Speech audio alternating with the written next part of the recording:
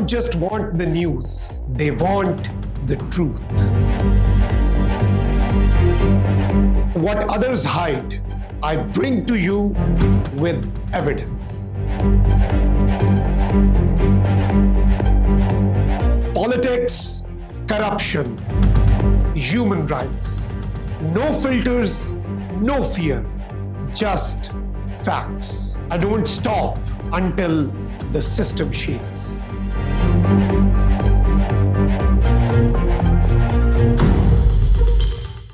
Hello, this is Makhdoom Shahabuddin and you're watching Trending Daily. India's refusal to join President Donald Trump's Board of Peace is not a routine diplomatic choice, nor can it be brushed aside as a difference of opinion or scheduling conflict. It is a calculated political signal, clear, deliberate, and revealing. At a time when the global order is shifting toward accountability-based conflict resolution, India has chosen absence over engagement. This decision is not rooted in principle, sovereignty, or strategic maturity. It is rooted in fear of scrutiny, fear of exposure, and fear of losing control over a narrative it has carefully protected for decades, particularly on the issue of occupied Jammu and Kashmir. The Board of Peace ratified on January 22, 2026 at the World Economic Forum in Davos marks a significant moment in global diplomacy. Designed as an international mechanism to address conflicts before they escalate into propaganda wars, the board aims to introduce structured mediation, transparency, and responsibility into regions long ignored by selective diplomacy. 19 countries signed the charter, including Pakistan, Turkey, Saudi Arabia, and the United Arab Emirates. These states chose participation, dialogue, and accountability. India chose silence. This silence is not neutral, it is strategic. And in diplomacy, silence often speaks louder than statements. India frequently presents itself as a rising global power, a champion of multilateralism, and a natural leader of the global south. It demands a permanent seat at the UN Security Council and seeks recognition as a responsible stakeholder in international affairs. Yet when confronted with a forum that prioritizes human rights, mediation, and global oversight, India steps back. This contradiction exposes the gap between India's rhetoric and its reality. At the heart of this discomfort lies Kashmir, Indian illegally occupied Jammu and Kashmir. For more than 70 years, India has invested enormous diplomatic, military, and political capital to keep Kashmir away from meaningful international scrutiny. Despite the presence of multiple UN resolutions recognizing Kashmir as a disputed territory, India insists the issue is purely internal or at best bilateral. At the same time, it avoids genuine bilateral dialogue and rejects third-party mediation outright. This is not the behavior of a state confident in its position. It is the behavior of a state afraid of impartial evaluation. The Board of Peace represents exactly what India has tried to avoid for decades. A global platform where conflicts cannot be buried under procedural excuses or nationalist slogans. Unlike traditional forums where powerful states can delay discussions indefinitely, the board is structured around early intervention, accountability, and sustained engagement. For India, this is a dangerous territory. President Donald Trump's role as a chairman of the Board of Peace further intensifies India's anxiety. Trump has previously offered to mediate on Kashmir, openly acknowledging it as a dispute between India and Pakistan rather than an internal Indian matter. Each time such offers were made, Pakistan welcomed them, while India reacted with visible discomfort and diplomatic panic. Trump's political style, direct, transactional, and unconcerned with diplomatic shielding, poses a unique challenge for New Delhi. A Trump-led peace framework is unpredictable from India's perspective. It threatens to disrupt carefully managed narratives and closed-door lobbying. It risks public discussion of issues India prefers to keep hidden, particularly Kashmir. Trump's willingness to call disputes by their name makes him an uncomfortable figure for a state that relies heavily on ambiguity and denial. Ladies and gentlemen, India understands that joining the Board of Peace would mean sitting at a table where Kashmir cannot be ignored indefinitely. It would mean confronting documented reports of human rights violations, demographic engineering, communication blackouts, mass detentions, and excessive militarization.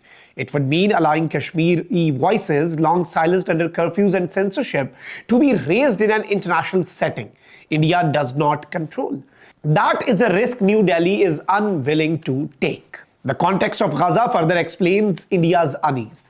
The Board of Peace is already being viewed as a potential mechanism to address conflicts like Gaza through coordinated international pressure, humanitarian accountability, and political mediation. India fears precedent. If such a framework gains legitimacy in Gaza, it strengthens the moral and legal argument for amplifying similar mechanisms to other unresolved conflicts, most notably the Kashmir conflict. This is where Pakistan's participation becomes particularly very significant. Pakistan's decision to join the Board of Peace reflects clarity, consistency, and confidence in its diplomatic position. Pakistan has long called for peaceful resolution of disputes in accordance with international law and UN resolutions. Whether on Gaza or Kashmir, Pakistan's stance has remained principled. Justice, self-determination, and dialogue are essential for lasting peace. Pakistan has nothing to hide. That is why it welcomes mediation and multilateral engagement. India, by contrast, depends on avoiding because transparency threatens its position. Indian commentators and strategic analysts have attempted to justify the refusal by claiming the Board of Peace undermines the United Nations or serves narrow American interests. These arguments collapse under minimal scrutiny. The board operates under Security Council oversight and is designed to complement, not replace, existing international mechanisms. The real issue is not institutional overlap. It is the loss of unilateral control. India's relationship with multilateralism has always been selective. It supports international frameworks when they advance its interest and rejects them when they demand accountability. It champions global rules but resists their application to itself. This double standard is becoming increasingly visible and increasingly costly. Prime Minister Narendra Modi's absence from Davos further reinforces this pattern. No clear explanation was offered. No diplomatic justification was presented. The silence suggests calculation, not coincidence. Modi's political strength is built heavily on narrative control, both domestically and internationally. Forums that challenge these narratives pose a threat to that control. Engaging with the Board of Peace would risk exposing contradictions between India's democratic claims and its actions in Kashmir. It would raise uncomfortable questions about press freedom, civil liberties, and the use of force in occupied territories. For a government that relies on projecting strength and decisiveness, such scrutiny is politically very dangerous. By refusing to participate, India is not protecting its sovereignty. It is narrowing its diplomatic space. While Pakistan and other countries shape discussions from within the framework, India becomes an object of discussion outside it. This weakens India's claim to global leadership and reduces its ability to influence outcomes that may still affect it. Global perception matters, especially at a time when international politics is increasingly shaped by public opinion, media narratives, and civil society advocacy. The world is paying closer attention to human rights, transparency, and accountability. States that avoid scrutiny are no longer given the benefit of doubt. India's refusal to join the Board of Peace sends a clear message. It fears what genuine international engagement might reveal.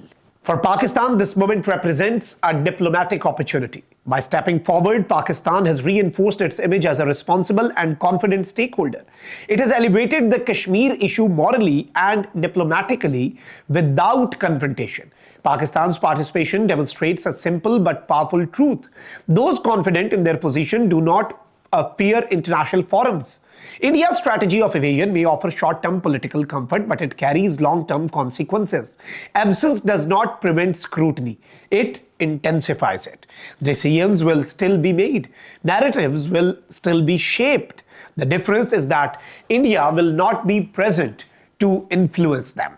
History shows that states which avoid accountability eventually face it under less favorable conditions. Avoidance delays reckoning. It does not eliminate it. India's refusal to join the board of peace fits into a broader pattern of denial, deflection, and narrative management that has defined its Kashmir policy for decades. This is not a refusal born of principle. It is a refusal born of fear. Peace frameworks demand honesty, and honesty threatens the carefully constructed narrative India has maintained about Kashmir. In an era increasingly defined by cooperation, mediation, and transparency, India has chosen politics over peace. The world is watching, and silence in today's global order is no longer invisible. This is Makhdoom Shahabuddin, and you are watching Trending Daily.